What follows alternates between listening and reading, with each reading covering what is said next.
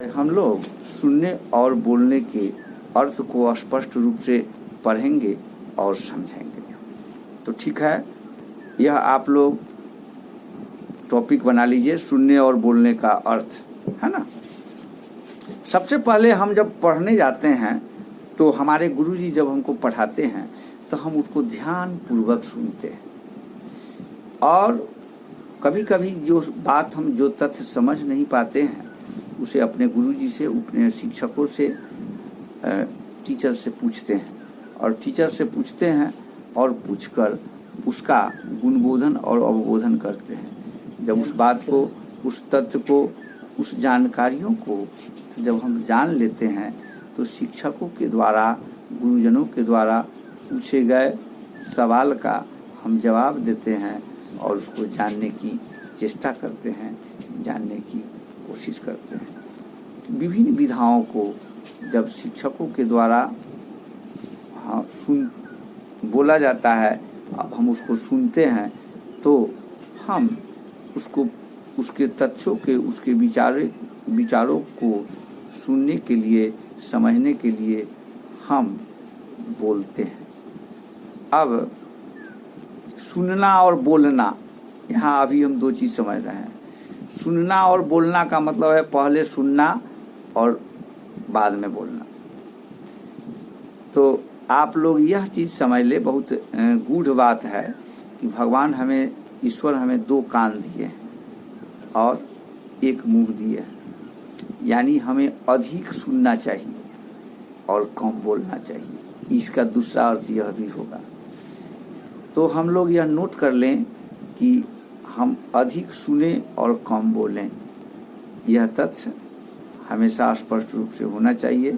यानी अधिक सीखें, ठीक है ना, और सीख करके उसका जो निचोड़ हो, उसका जो गुणानुवाद हो, उसका जो मेन सही जो उसका आकलन हो, मूल्यांकन हो, उसको हम स्पष्ट करें। यहाँ सुनकर बोलना, सुनकर अपना व्याख्यान देना, यह भी हो सकता है। तो हम किसी के द्वारा कहे हुए उक्तियों को ऑडियो के माध्यम से, वीडियो के माध्यम से सुनकर बोलना या देखकर भी बोलना हो सकता है। अब देखकर भी बोलना और सुनकर भी बोलना, इसको थोड़ा सा हम आपको बताएंगे ठीक से कि देखकर बोलना यानी पढ़कर बोलना, और सुनकर बोलना मतलब केवल और केवल किसी के द्वारा ऑडियो बनाए गए या संवाद का दृष्टिगत दृष्टिकोण है, उसके द्वारा हमको बोलना है। हम अपनी वाचन प्रक्रियाओं का प्रभाव उस ओर आकर्षित करते हैं जिससे समझने और बताने की शक्ति अत्यंत प्रखर हो जाती है, और उन तथ्यों को, उन विचारों को, उन विधाओं को समझकर, समझाकर बताने की चेष्टा करते हैं।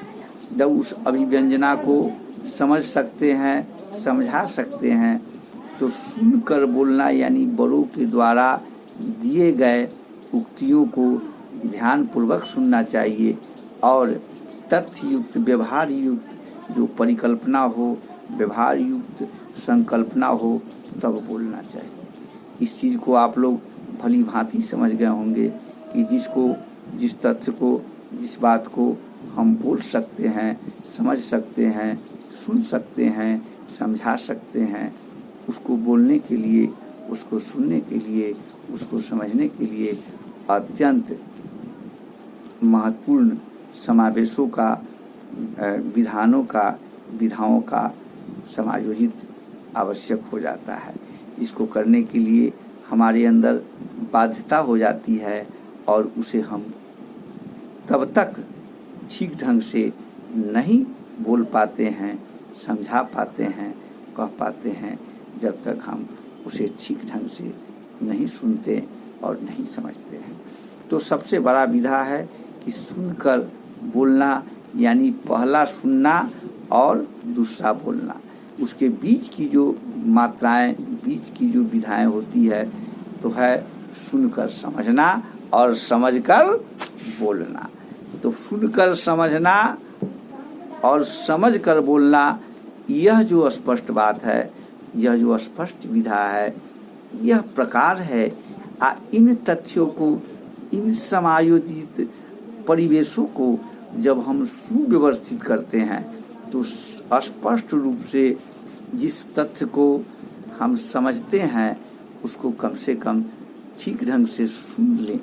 कभी कभी हमारे सुने हुए बात को समझने में हमारी कमी होती है, तो हम उन सभी बातों को उस रूप से नहीं समझ पाते हैं जिस रूप से हमें समझना चाहिए, और हम उसे विकास उसे विचार कर तभी उसे बता पाते हैं। हम उन तथ्यों को, उन बातों को, उन विधाओं को समझाने के लिए, बताने के लिए खुद ब खुद प्रयुक्त होते हैं, और उसे बताकर, उसे समझाकर उन तथ्यों को हम ऐसे समझाते हैं जैसे कि हम उस तथ्यों का समावेश, उन तथ्यों को विषयानुक्रम के अनुसार संचित और सुव्यवस्थित करते हुए उसका व्यवस्थित करते हैं। आपको मैं यह बताना चाहूँगा कि जिस विधान को, जिस कार्य को हमें किसी के द्वारा बताया जाता है, उसे जब हम सुनते हैं तो हम अपने मन मस्तिष्क में यह विचार करते हैं, यह अनुकरण करते हैं, यह समझते हैं कि हमारे द्वारा किए हुए तथ्यों को समझाने के लिए सुव्यवस्थित होना पड़ता है, करना पड़ता है, जिसका सबसे बड़ा उदाहरण, सबसे बड़ा कारण हम उन सभी बातों को यह अपने मन मस्तिष्क के उन विधाओं को अंदर संभालते हुए व्यवस्थित करते हैं, और फिर उसका हम प्रसार करते हैं, उसे हम बोलते हैं, उसे बोलकर या हम उसे समझाकर हम उसको सभी तथ्य का आकलन करते हैं, सभी तथ्य को हम बताते हैं। मैं यह भी आपसे स्पष्ट करना चाहूँगा, यह भी बताना चाहूँगा कि हम जिस विधाओं को, जिस परिस्थितियों को, जिस परिकल्पनाओं को सुनियोजित करते हुए, सुव्यवस्थित करते हुए समझने और समझाने की कोशिश करते हैं, उन विधाओं तथा उन परिकल्पनाओं को उपयुक्त ढंग से, उपयुक्त विधाओं से सुनते भी हैं। सबसे पहले आपने कभी यह भी देखा होगा, यह भी सुना होगा कि पहले क उसके बाद ख, तो क का मतलब पहले करो और उसके बाद तब भोजन मिलेगा, खाओगे। इसी प्रकार हम जिस चीज़ को सुनेंगे, जिस चीज़ को समझेंगे, उसी चीज़ को हम प्रसारित करेंगे। प्रसारित करने का सीधा सीधा अर्थ है कि हम जिन बातों को, जिन तथ्यों को समझ गए, उन्हीं तथ्यों और उन्हीं बातों को हम समझा सकते हैं, इसमें कतई संदेह नहीं है। यह कहना सर्वोचित है, सर्वमान्य है कि जिन तथ्यों को हम एक बार समझ लें, एक बार सुन लें, किसी तथ्यों को आप एक बार सुन लेते हो, अगर उसको आप समझ लेते हो तो क्या दोबारा उसको बोलने और बताने में कोई कठिनाई नहीं ना होती है? नहीं होती है। तो जिसको आप सुन लेते हो एक बार और जब समझ गए तो उनको बताने में कोई कठिनाई नहीं होती है। लेकिन जिन बातों को, जिन तथ्यों को आप नहीं समझते हो, नहीं सुन सकते हो, नहीं सुनते हो, उसको बताने में, उसको समझाने में आपको कठिनाई होती है। और अंततः यह होता है कि आप उन विषमताओं को, उन विविधताओं को आप उस ढंग से नहीं समझ पाते हैं, जिन विविधताओं और विषमताओं को आप समझने और समझाने की कोशिश करते हैं। मैं आपको यह भी कहना चाहूँगा कि आप जब अपने बच्चों को पढ़ाते हो तो बच्चे बहुत हल्ला करते हैं, कोलाहलम करोति, तो बहुत जब बच्चे कोलाहल करते हैं तो बच्चे जब कोलाहल करते हैं तो आप उसको डांट देते हो, आप चुप रहो। बच्चे चुप हो जाते हैं क्योंकि कोलाहल करते हुए वो आपके बात को समझ नहीं सकते। जब वह बोलना शुरू करेगा तो आपकी बोली को थोड़ी समझेगा, उसको शांत चित्त होकर सुनना पड़ता है। तो किसी भी चीज को समझने के लिए सबसे पहले सर्वप्रथम उसे सुनना पड़ेगा। किसी भी विषय वस्तु को समझने के लिए उसे पहले एकांत, चाहे एकांत न भी हो, सर्वभ्रांत भी हो, फिर भी उसको जब तक सुनेगा नहीं, जब तक पढ़ेगा नहीं, तब तक समझ नहीं सकता है। और कभी कभी ऐसा भी होता है कि होना कुछ और, हो जाता कुछ और है, यानी समझना कुछ और है, समझ जाता कुछ और है। इस चीज को मैं आपको फिर से बताना चाहूँगा कि जिस तथ्य के बारे में हमें बताया जाता है, हमें पढ़ाया जाता है, गुरुजनों द्वारा समझाया जाता है, उन तथ्यों का अवलोकन करते हुए, उन तथ्यों का समायोजन करते हुए हम आसानी पूर्वक उसे हम बता सकते हैं। उसे लिखित रूप में या मौखिक रूप में हम उसको स्पष्ट कर सकते हैं। यहाँ आप लोगों को मैं फिर बताना चाहूँगा कि संवाद जो होता है, संवाद में एक पक्ष बोलने वाला होता है और दूसरा पक्ष सुनने वाला होता है। तो एक पक्ष जो बोलने वाला होता है वह संवाद के वक्ता होते हैं और एक पक्ष जो सुनने वाला होता है वह श्रोता होते हैं। यानी एक संवाद में सभी श्रोता और सभी वक्ता होते हैं। केवल और केवल उसी संवाद को एक वक्ता और एक श्रोता के रूप में देखा जाता है जिस संवाद में केवल बोलने वाला एक ही हो और सुनने वाला दूसरा हो, वह नहीं बोलता हो। फिर भी संवाद को जो प्रोक्ति संवाद हम कहते हैं, उसको हमें यह भी स्पष्ट रूप से समझ और जान सकते हैं कि हमारे अंदर, हमारे मन मस्तिष्क में किसी के बोले हुए बातों को, तथ्यों को हम उसे कितना बढ़ा चढ़ा कर समझ ले या हम समझ ही नहीं पाए। आप इस बात को समझ सकते हैं, जान सकते हैं कि अधिक, अब कहीं कहीं लिखा हुआ है कि अति जो समझना है वो भी कभी कभी घातक हो जाता है। समझना कुछ और है और समझ कुछ और लिया तो होने को कुछ और है और लागन को कुछ और हो जाएगा।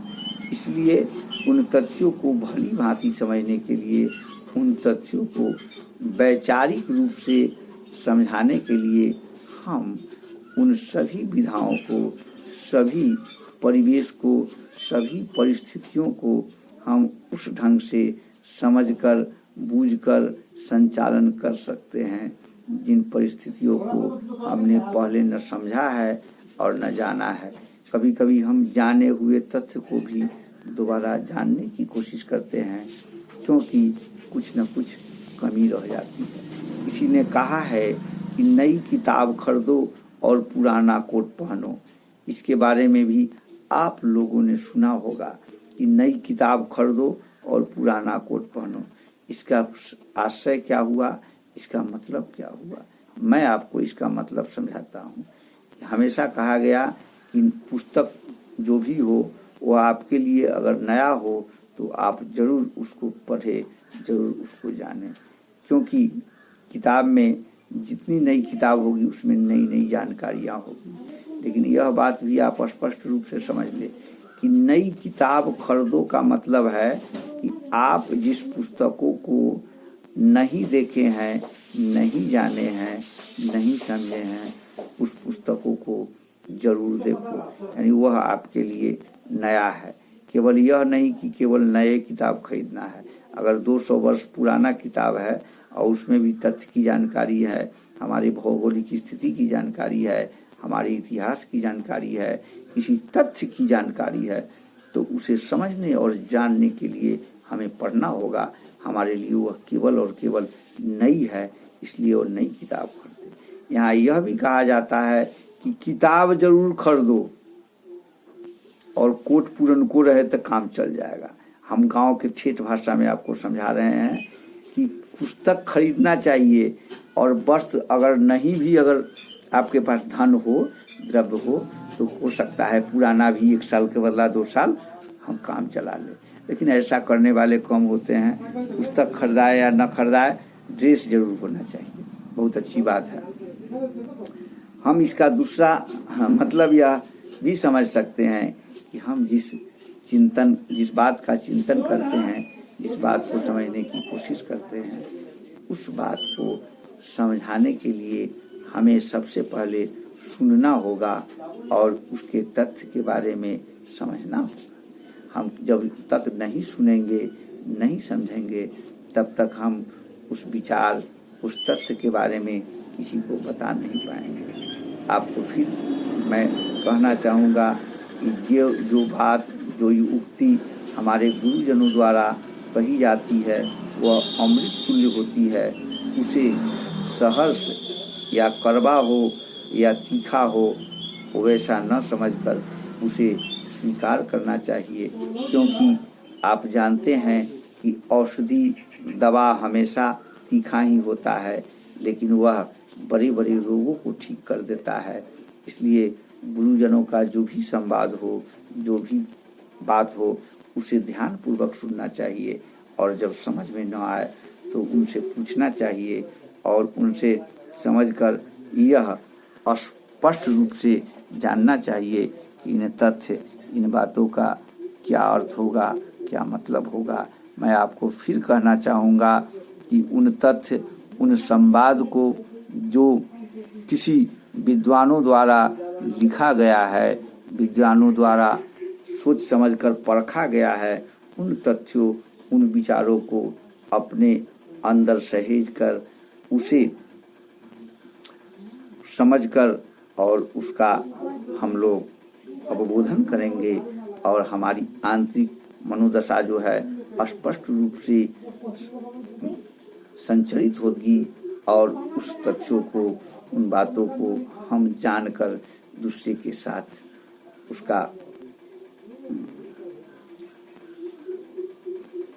के साथ हम बांटेंगे, और दूसरे के साथ बांट करके, और उसके अंदर जो छिपी हुई जो कमी है, उसको हम उससे बांटते हुए, समायोजन करते हुए, हम फिर उसको निपटारा करने की कोशिश करेंगे, ताकि जो उसमें त्रुटि है, त्रुटिपूर्ण जो स्थिति है, उसको शुद्ध रूप से समझाकर और समझाने की कोशिश करते हुए हम खुद में वह सरसता लाएंगे जो हमारे अंदर कमी है। इसलिए कभी भी यह कहा जाता है, यह समझा जाता है कि हम उस विधि व्यवस्थाओं को, उन सभी बातों को, सभी तथ्यों को खूब अच्छी तरह समझे कि हमसे एक बार जो गलती हो गई, एक बार जो हमसे कमी रह गई, वह दोबारा न रहे। इसके लिए हमें एक एक पग, एक एक भूल को सुधारना चाहिए, एक एक भूल पर हमें सीख लेने चाहिए, ताकि उस भूल को सीखकर हम एक नया इतिहास रच सके, नए इतिहास का आयाम बना सके। तो मैं आप लोगों को आज सुनने व बोलने के अर्थ को समझाया, और समझाने के साथ साथ उसके तथ्यों के, उसके गुणों के बारे में बताया। अब आप लोग क्या सुनना और क्या समझना चाहते हैं, वह हमको बता सकते हैं, क्योंकि जो सुनकर, जो समझकर हम बोलते हैं और जो बताते हैं, वह स्थिति, वह व्याख्यान हमारे लिए एक अमृत तुल्य होता है। इसलिए इस पर हमेशा ध्यान देना चाहिए। तो बहुत बहुत धन्यवाद, बहुत बहुत आप लोगों को ज्ञान प्राप्त होती रहे। इसी के साथ हम अपनी वाणी को विराम देते हैं, और कुछ भी आपको पूछना है समझना है वह आप हमसे पूछ सकते हैं। धन्यवाद।